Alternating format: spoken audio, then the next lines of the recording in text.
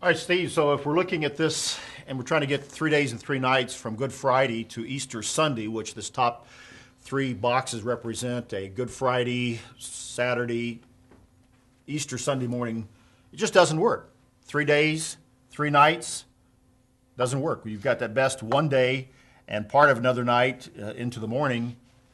But what the Scripture says is... Right, it doesn't fit with what Christ said. They were seeking a sign from him. And in Matthew 12:39, he said, "An evil and adulterous generation seeks after a sign. No sign will be given it except the sign of the prophet Jonah." And he doesn't leave anything in doubt. He describes what that is. Verse 40, "For as Jonah was 3 days and 3 nights in the belly of the great fish, so will the Son of Man be 3 days and 3 nights in the heart of the earth." So it should be as easy as 1, 2, 3, right? It should be, but if you look at the traditional Good Friday to Easter Sunday tradition, which is the heart and basis of the Christian world's celebration at this time of year, if you have Christ going into the grave toward the evening, toward sundown on a Friday, you have 1 day to the next night, which is Saturday night. Easter Sunday has him already resurrected or being resurrected on Easter Sunday. 3 days and 3 nights doesn't work out. So if you put, okay, 1 night. 1 night. This would be 1 day. This would be sort of 2 nights, and then resurrected somewhere early. Mark says, while it's still dark, the ladies went to the tomb, and he was already gone.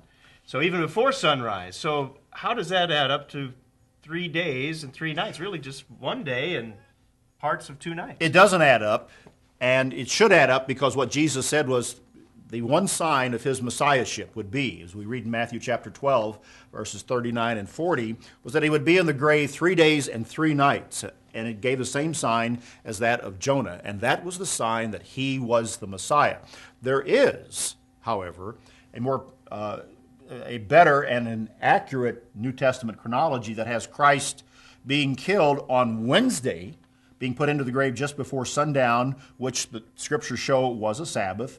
He's in the grave overnight into what would be a Thursday and a full night there. So you have, at that point, go ahead, Steve. 1 night.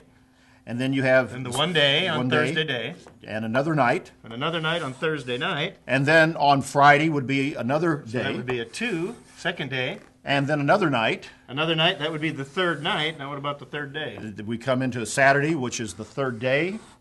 And at that particular point in time, you have 3 days and 3 nights with Christ being resurrected just as it was moving into this first day of the week, or as we know it as Sunday, so that when the disciples came to the grave early in the next morning, while it was still dark, they found an empty tomb. He had been resurrected just at that beginning of that day. Right, and so in John 20, it makes it really clear. When Mary Magdalene went to the tomb early, it was still dark. They saw the stone had been taken away from the tomb. Christ was already gone by the time they went there while it was still dark early on that first day. So Christ was gone, proof that he was Messiah. He was resurrected.